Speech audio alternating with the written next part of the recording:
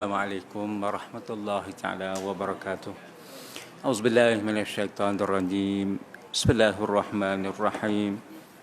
Alhamdulillahirabbil alamin. Wassalatu wassalamu ala asyrafil mursalin sayyidina Muhammadin wa ala alihi wa sahbihi ajma'in. Qala rabbi shrah li sadri wa yassir li amri wahlul 'uqdatam min lisani yafqahu qawli.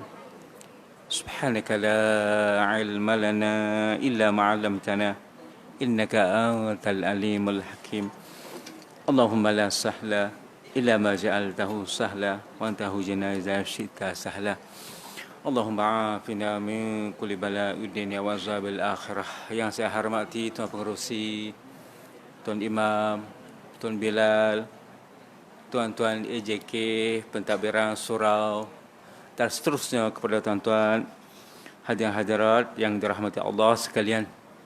Alhamdulillah, kita sama-sama bersyukur kepada Allah Subhanahu Wa Taala yang mana kita dapat sama-sama nak menerusi kuliah maghrib kita di malam ni. Syukur kita kepada Allah Subhanahu Wa Taala, tuan-tuan, kita dapat menerusi kuliah kuliah ilmu, kerana kuliah ilmu ini sangat penting sekali. Jadi alhamdulillah, syukurlah kita kepada Allah Subhanahu Wa Taala. Jadi tuan-tuan, di malam ni insya-Allah saya nak tanya tuan-tuan kita sampai di mana buku kita Okay, ada tuan-tuan ingat tak kita sampai kat mana Lepas tu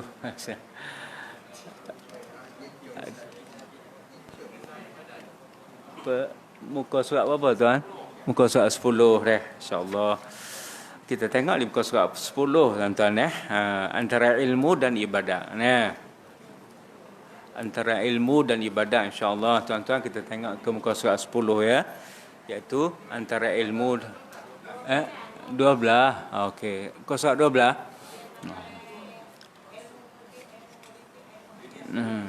Oh, jenis-jenis ilmu 12 tak apa. Kita sampai ke muka surat 12 iaitu jenis-jenis ilmu. Ini kita tengok apa kata Said Alawi Al-Maliki membahagikan jenis-jenis ilmu. Kita dapat tengok nanti insya-Allah Baik. Sesungguhnya ilmu itu mempunyai beberapa jenis, iaitu kata Said Alawi, ilmu itu mempunyai beberapa jenis ilmu. Antaranya pertama ilmu syariah. Ilmu syariah. Ilmu syariah ini kalau di Maghribi dia ada satu fakulti fakulti syariah. Kalau kat mana lagi dia ada fakulti syariah khas.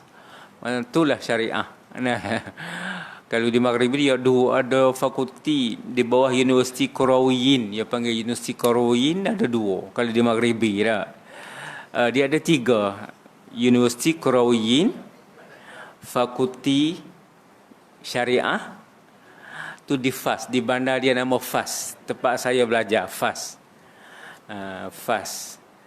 Fas ni jauh dengan ibu kota Ribat, dia jauh sekitar 500-600 kilo jauh.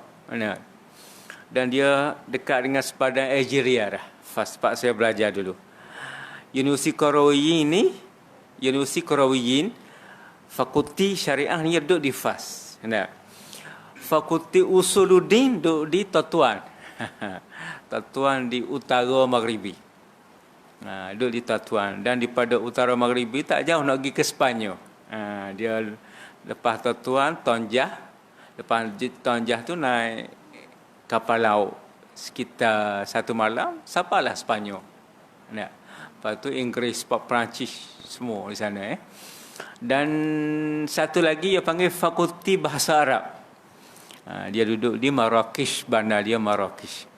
Jadi saya nak ceritanya ialah Fakulti Syariah duduk di Fas. Saya belajar di Fas, di sanalah Fas.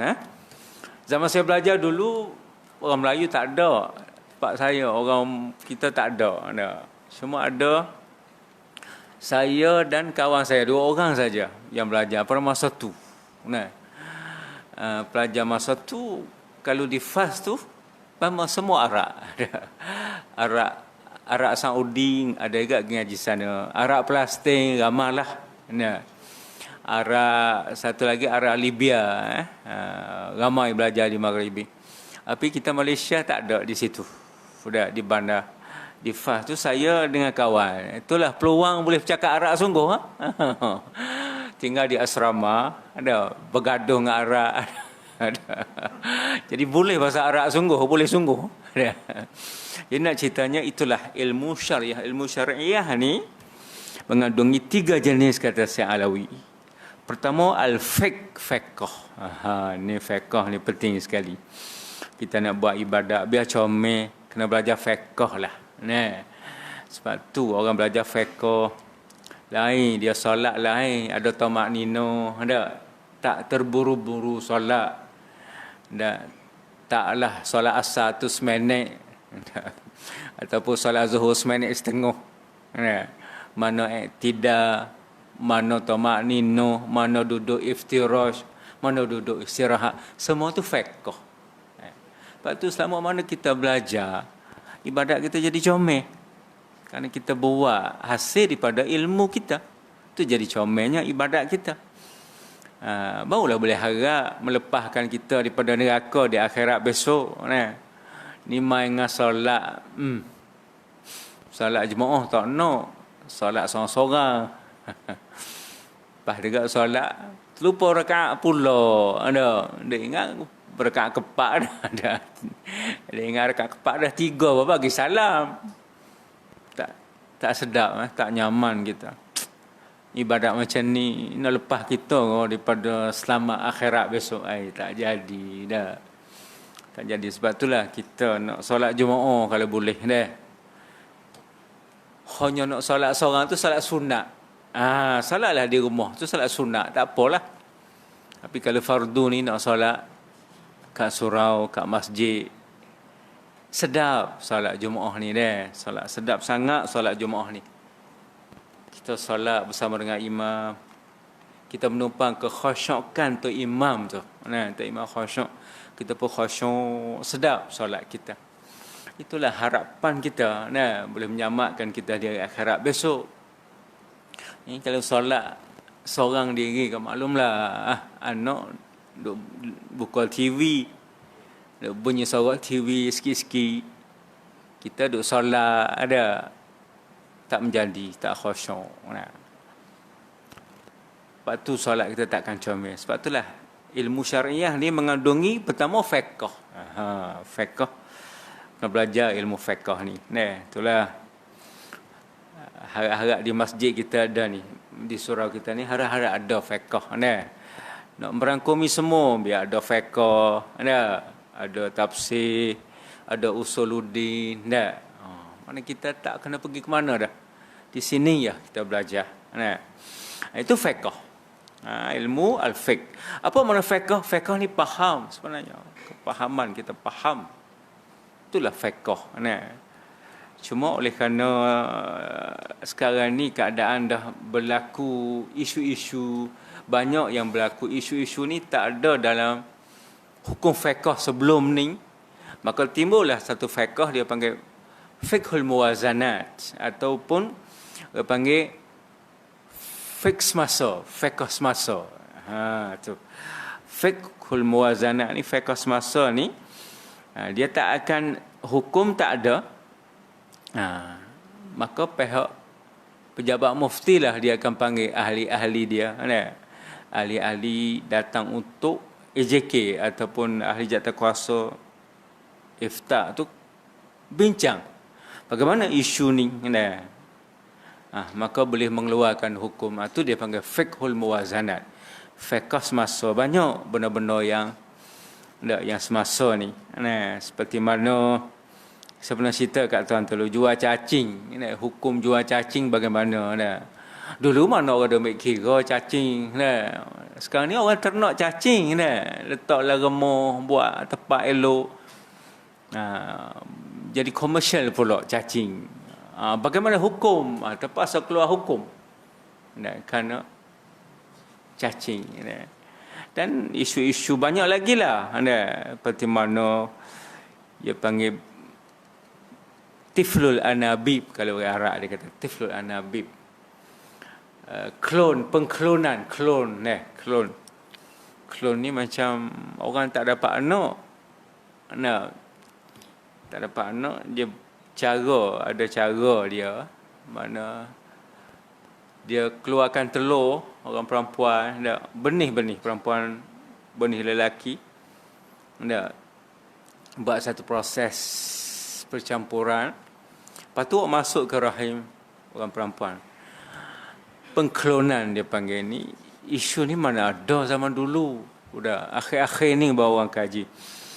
Ulama mengatakan boleh. Boleh. Itulah makna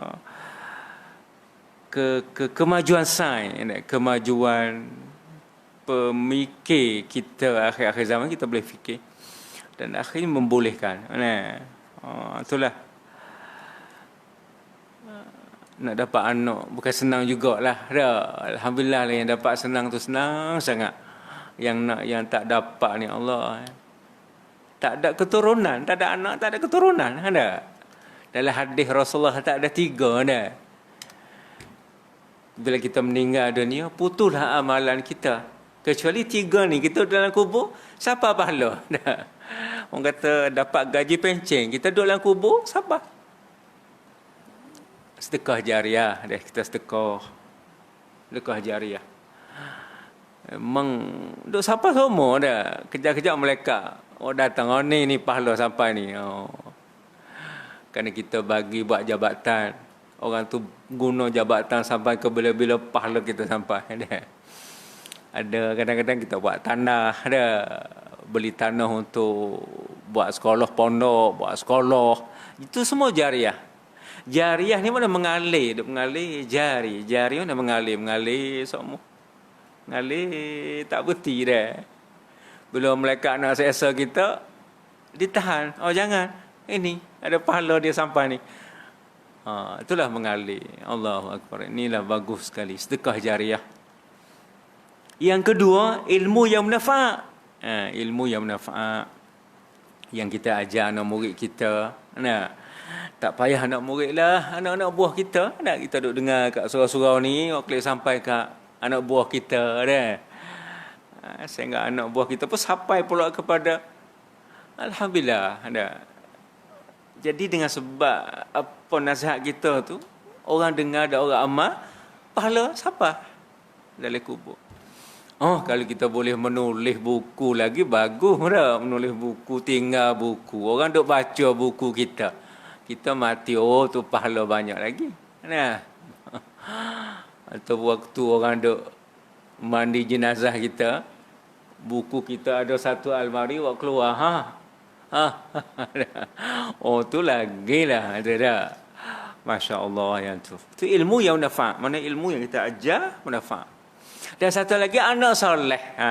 Inilah anak soleh. Sebab tu nak anak yang soleh yang akan berdoa kepada mak ayah.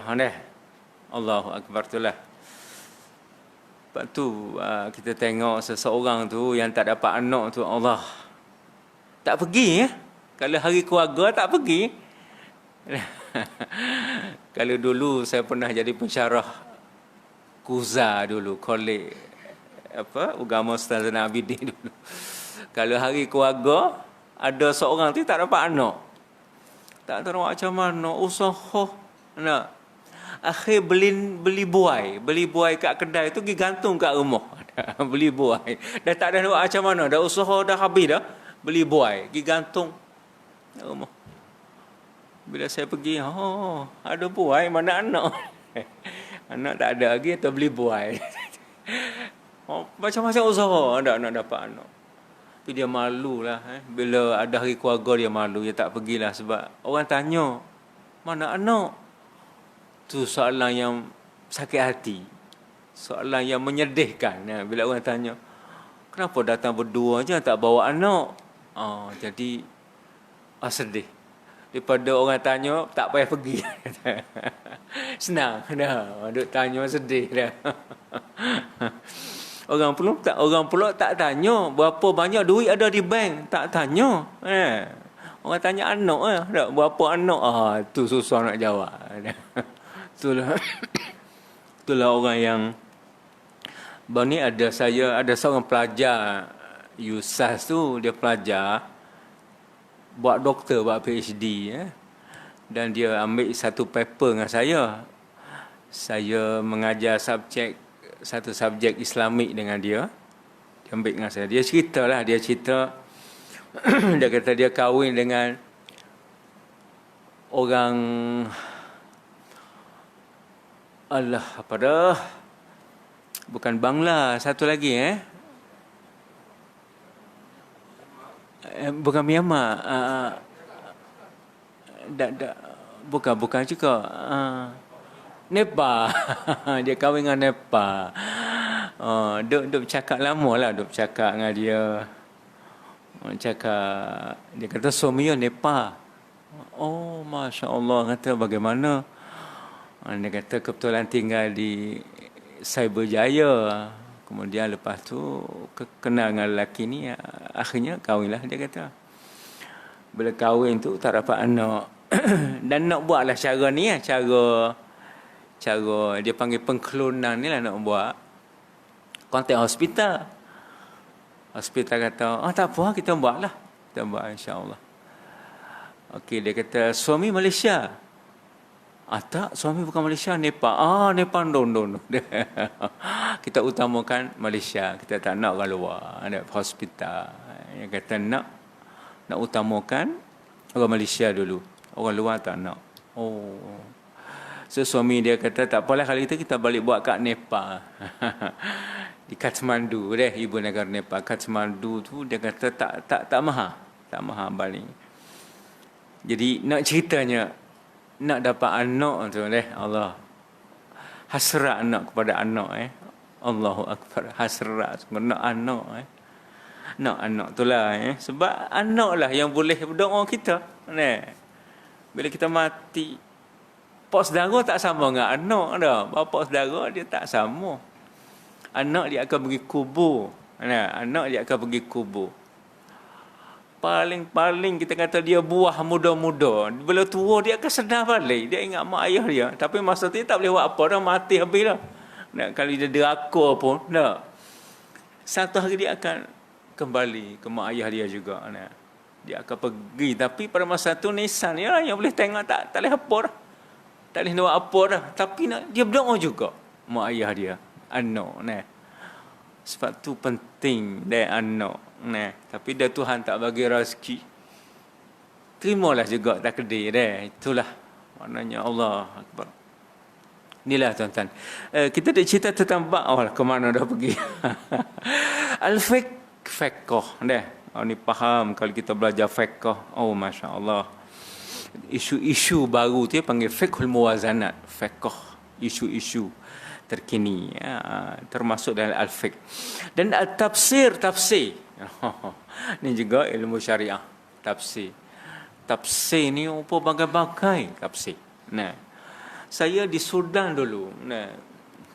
Waktu saya belajar di Sudan dulu. Di Sudan ni ada satu Universiti Al-Quranul Karim. Nama Universiti Al-Quranul Karim wal Ulum Islamiyah dan ilmu-ilmu Islam. Universiti Al-Quranul Karim dan ilmu-ilmu Islam. Dia punya perpustakaan dia 5 tingkat. 5 tingkat perpustakaan dia. Tingkat pertama tafsir. Tingkat kedua hadis. Tingkat ketiga fiqh. Tingkat 4 tasawuf. 5 umum. Tafsir ni Allah. Tafsir saja. Satu level luah perpustakaan tu luah sangat. Tafsir ada semua. Tafsir Tabari, tafsir Alusi, tafsir Qurtubi. Masya Allah.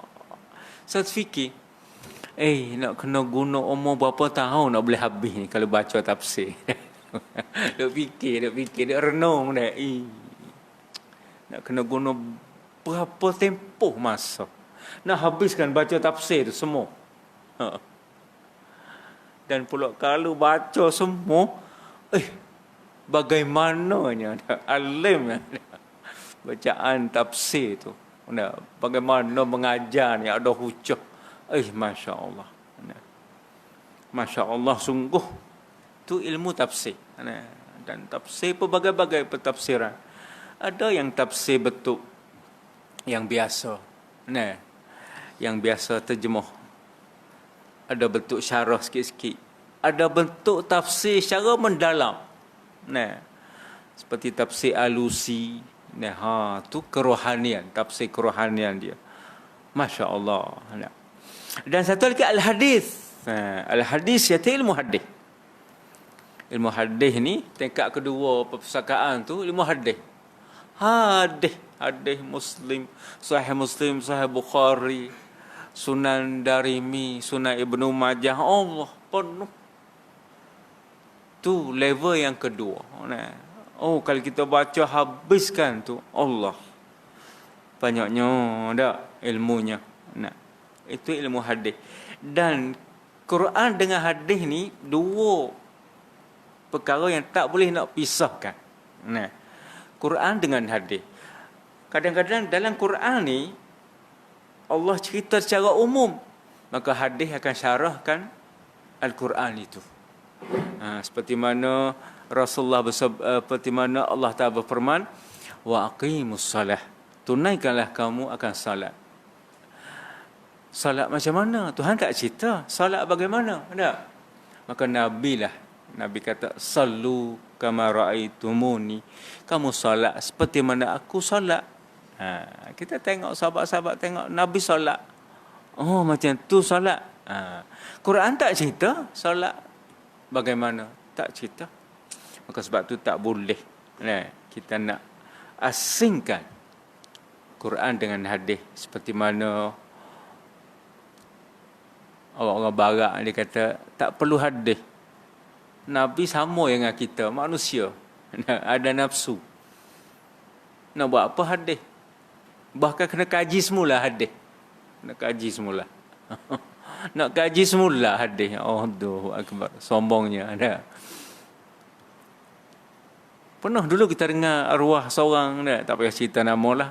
Tak perlu hadis. Kita Quran je, tak perlu hadis. Dah meninggal dia seorang tu. Orang Pulau Pinang. Itulah. Masya Allah. Bagaimana? Sebab itulah kita perlu hadis. Fiqh, tafsir dan hadis. Baik. Ilmu yang kedua, adabiyah. Ilmu adabiyah. Tadi ilmu syariah. Yang kedua, ilmu adabiyah. Itu kita kena faham. Ilmu adabiyah ni ilmu sastra. Adabiyah, adab. Sastra, adab. Iaitu 14 ilmu. 14 ilmu adabiyah. Ada 14. 14. Yang pertama iaitu ilmu bahasa. Ilmu bahasa. Ni Masya Allah. Kalau zaman Datuk Anwar Ibrahim dulu, dia akan hantar pelajar kita pergi Maghribi, pergi belajar bahasa Arab. Zaman Datuk Anwar Ibrahim dulu, dia zaman Datuk jadi Menteri Pendidikan. Dia hantar pelajar pergi belajar bahasa Arab di Maghribi. Kenapa pergi belajar bahasa Arab di Maghribi? Kerana pada masa yang sama, Datuk Anwar nak supaya orang pelajar-pelajar tu kaji Andalusia, Sepanyol. Kaji Sepanyol. Kejatuhan Islam di Sepanyol bagaimana. Itulah objektif Datuk Anwar Ibrahim zaman dulu. Dan dia hantar, Masya Allah, pelajar akan pergi belajar di sana, pelajar keluar SPM. Boleh terus masuk universiti, tak kena masuk Prada. Tu untung. Sebab tu orang yang tamat tu umur 22 ya, habis degree dah. 22 ya umur dia.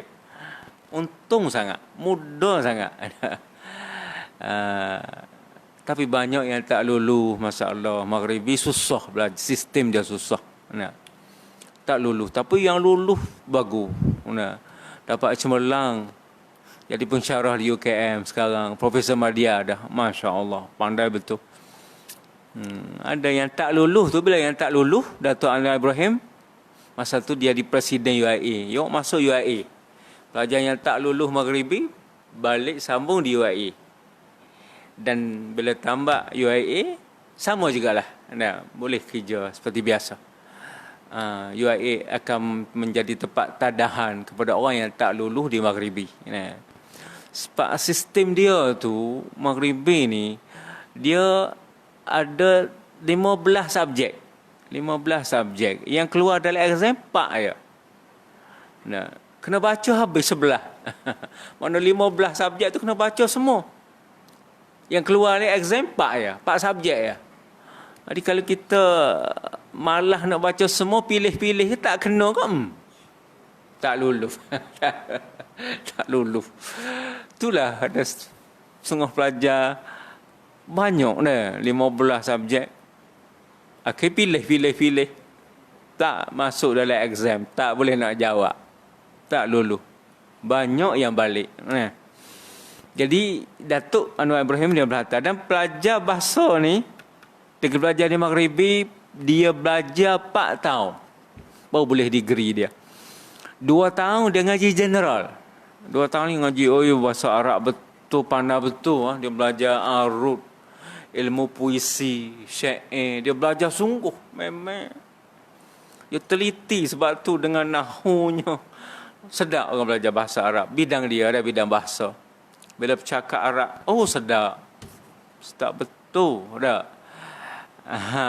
Bila 2 tahun tu, bila lulus 2 tahun, baru dia pergi kepada takhasus specialize.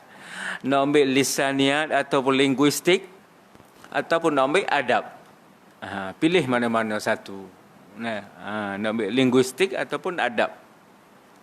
Banyak yang pelajar-pelajar yang ambil linguistik balik mari jadi guru bahasa Arab, pakar bahasa Arab. Semua jadi guru besar semua dah sekarang. Tak ada. Semua dah ada setengah tu upgrade, buat master, buat PhD, pensyarah universiti. Ramai ramai juga yang tak lulus, tapi UIA tolong ini kan belajar UIA dan boleh kerja sama jugalah. Itulah ilmu bahasa ni penting tuan-tuan. Ilmu bahasa ni, sebab itulah Imam Syafi'i kata, man ta'allama lughata qaumin raqqa qalbah. Imam Syafi'i kata, siapa yang mempelajari bahasa satu kaum akan lembut hati sesatu kaum itu. Dia akan lembut hati. Orang yang nak zalim kita pun tak sampai hati bila kita pandai bahasa dia. Bila kita pandai bahasa Perancis, orang Perancis tak sampai hati nak zalim kita. Kerana kita boleh bahasa dia, menjiwai bahasa dia. Sebab itulah penting kita belajar bahasa ni. Penting sangat. Maka sebab itulah ilmu bahasa ni kita tengok ya ada keistimewaan dia. Kalau kita pergi di Maybank Kuala pun ada seorang India. Saya tengok India. Cakap Cina, fasih betul. Cocang.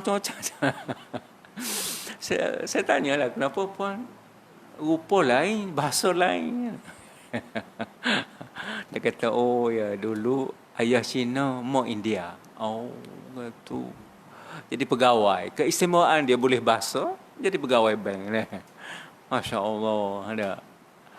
Lepas tu saya tanyalah, lepas tu puan kahwin dengan India ke Cina? Kahwin India. Kenapa pula kahwin India, tak kahwin Cina? Dia kata, tak ada India. Tak ada Cina. Ada India, tak apalah dia kata. Jadi itulah Allah. Ada seorang India, ada seorang Indonesia. Dia pergi ke Holland, Inggeris tak pandai, bahasa Inggeris tak pandai.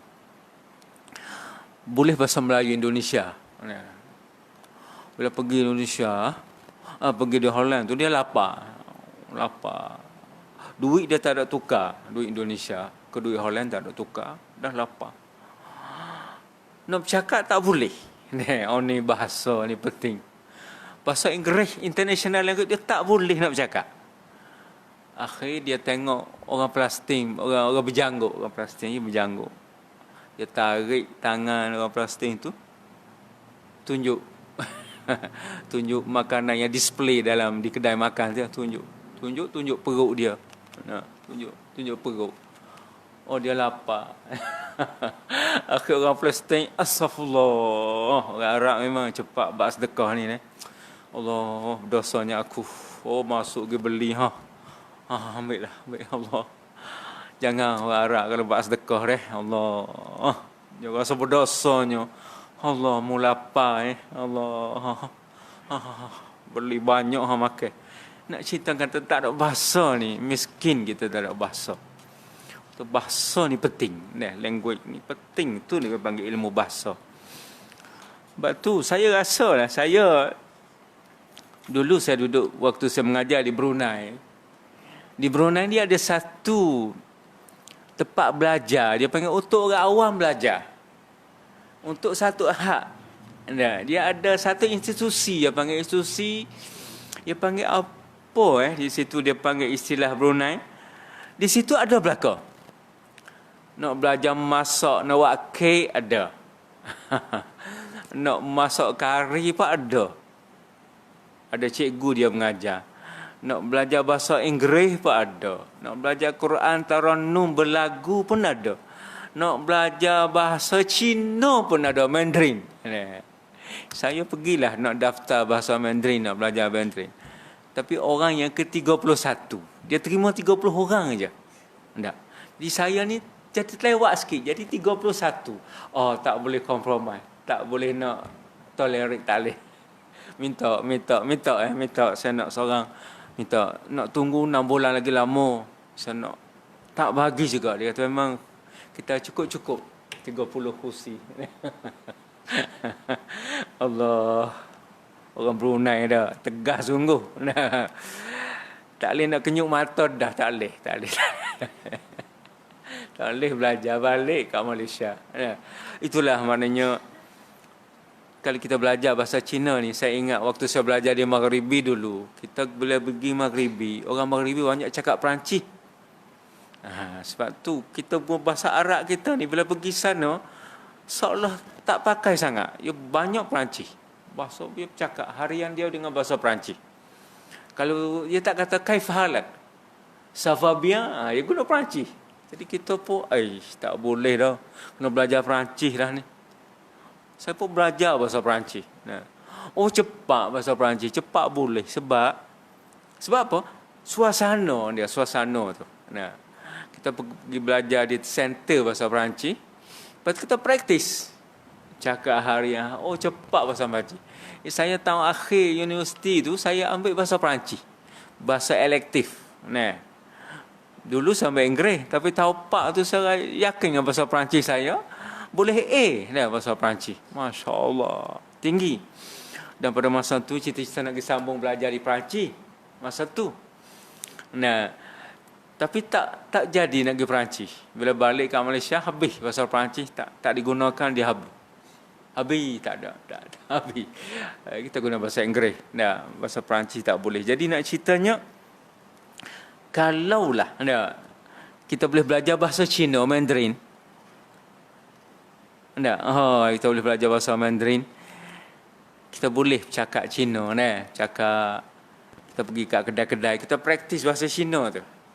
Rasanya Cina jual barang murah kat kita, Rasa ialah tak tahulah. Kalau kita pandai bahasa Mandarin, Cina pun tak cakap kali Cina depan kita, Cakap bahasa Melayu kalau kita tahu kata kita boleh Cina. Ada seorang kat Ipoh tu, dia jual ni kedai, salah satu kedai Melayu yang jual jual lampu-lampu ni. Dekat stadium, kedai dia kat stadium. Memang kalau di Kuala kita beli, kita pasang, dia cah pasang cah pasang. Kita beli satu lampu, kita pasang, cah pasang berapa cah. Kalau di sana kita beli 2,000 ke atas, dia datang pasang percuma. Saya pergi kat kedai itulah. So saya beli sampai 6,000. Semua elektrik rumah saya, kebetulan rumah baru buat banyak sikit elektrik mana. So dia datang pasang percuma. Jadi nak ceritanya, dia boleh bahasa Cina. Boleh bahasa Cina. Bila Cina masuk nak beli kedai dia, lampu-lampu ni, Cina duk cakap Cina. Dengan Cina sama Cina tu, Oh, dia kata teruk kadang-kadang. Dia kata, oish, kedai ni teruknya. Dia kata bahasa Cina. Dia faham. Oh, dia jawab selalu. Cina tak cakap Cina dah. Tak boleh. Jadi tuan-tuan nak ceritanya Allah pergi panjang ilmu bahasa. Terpenting ilmu bahasa. Sebab tu kalau kita boleh bahasa ni, Masya Allah, ada kelebihannya bahasa. Kita ni Masya Allah. Lepas tu kita saya tengok banyaklah orang boleh bahasa ni. Kelebihan bahasa ni banyak. Kelebihan. Macam kita tengok orang-orang yang boleh bahasa Inggeris kita tengok Allah Masya Allahnya ada. Kita tengok bahasa dia punya, komunikasi dia. Itu kelebihan. Islam pun suruh kita belajar bahasa. Baik, ilmu bahasa. Dan yang kedua, ilmu istiqaq, ilmu tasrih, ilmu sarah. Dan kita belajar nak bahasa ni dia ada ilmu sarah dia panggil. Ilmu sarah ni kalau bahasa Arab dia bercara pada awal dan di tengah. Di akhir ilmu nahwu. Seperti mana sarah ni ada wazan dia, pertimbang dia. Kata fa'ala yaf'ulu. Fa'ala yaf'ulu, fa'ala yaf'ilu, fa'ala yaf'alu. Kita hafal zaman dulu, sekolah dulu. Maka kita kiaslah kalimah-kalimah tu. Fa'ala yaf'ulu, kataba yaktubu, daraba yadribu, daraba yadribu, fa'ala yaf'ilu. Dia duduk di wazan mana? Ini ilmu saraf. Sebab tu kita boleh baca bahasa Arab walaupun tak ada baris, kita boleh baca sebab kita tahu saraf. Dan kita tahu orang tu baca salah. Kadang-kadang dalam ketebah kita dengar dia baca bahasa Arab salah sebab dia tak pandai bahasa Arab. Dia salah. Habis masa dah apa? Habis dah? Alah, sikit lagi tak ada. Dan ilmu nahwu dia bercara di akhir. Seperti mana? Ilal madrasati. Bila masuk ila, dia kena jadi madrasati. Kalau kita baca ilal madrasata, salah. Salah ni orang ni tak belajar ni nahwu ni. Itu makna kelebihan ilmu. Dan ilmu saraf itu sama juga dengan ilmu istiqaq. Dan ilmu nahwu, ilmu nahwu ni lah yang sebab tu dalam kita nak mengarang, ia panggil kita nak buat insya. Kita nak ada ilmu nahwu ada sekali, ilmu saraf sekali, dan bahasa dia panggil vocabulary ataupun dia panggil mufradat. Kalimah-kalimah tu. Atau untung kita belajar di negara Arab. Sebab kita boleh kalimah-kalimah Arab. Kita boleh belajar tung sampah pun boleh kita belajar juga. Tengok di tung sampah. Kalau dia tulis al-mazbalah, ni tempat buang sampah. Kita belajar. Tu untung kita belajar negara Arab. Kita dapat mufradat di signboard. Dan kita baca buku. Dia banyak boleh. So, itulah kita boleh menulis bahasa Arab. Kita boleh menulis dengan baik bahasa Arab. Ini kelebihan orang yang belajar bahasa Arab. Ilmu ma'ani, ilmu balaghah. Balaghah ni, ilmu balaghah ni memang ilmu sindir-sindiran, sindir-sindir, itu ilmu balaghah. Dan ilmu balaghah tu pula dia ada pula ilmu bayan, sama juga balaghah juga. Dan ilmu badi' pun balaghah juga. Nak tulis ayat-ayat dalam bahasa Arab tu, Masya Allah, tinggi. Ada balaghahnya. Dan ilmu arud ni ilmu payah. Macam syair. Dia ilmu syair. Orang belajar bahasa Arab dia tahulah. Nak belajar. Memang Allah. Nak boleh CJ satu keping pun merah mata.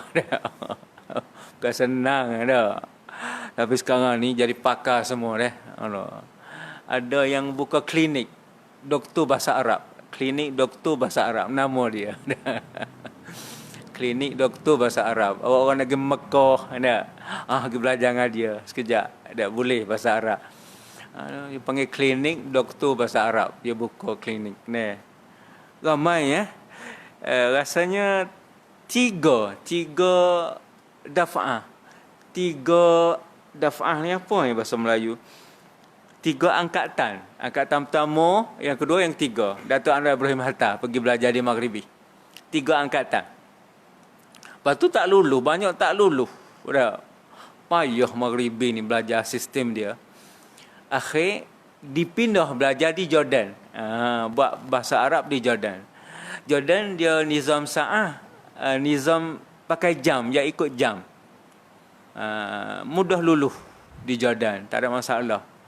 Di Maghribi dia tahun. Kalau kita tak lulus tahun tahun depan pula.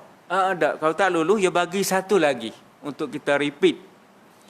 Tak lulus berapa subjek, kita akan repeat hal tu. Tak lulus lagi, tak lulus lagi tahun depan.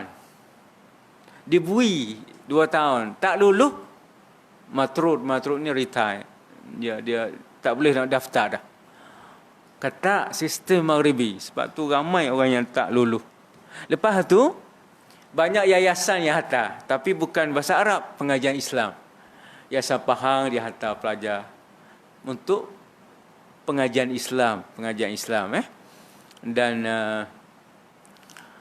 macam saya, Syekh Faisal, kalau Kedah, Syekh Faisal pernah dengar, kalau tuan pernah dengar yang ceramah terkenal Syekh Faisal tu, dia pergi dengan ISISCO. Dia ada satu badan dunia Arab, dia panggil ISISCO, Munazzamah Ammah Litsaqafah wal Ulum. ISISCO ringkasan dia di bahasa Inggeris. Malaysia kita menjadi anggota dalam tu. Jadi member dalam tu, dan dia boleh bagi beasiswa. Dia bagi kepada Syekh Faisal. Syekh Faisal tu bagi. Saya dapat juga, tapi dapat siswa hak kerajaan Maghribi. Tapi Syekh Faisal tu dapat hak ISISCO.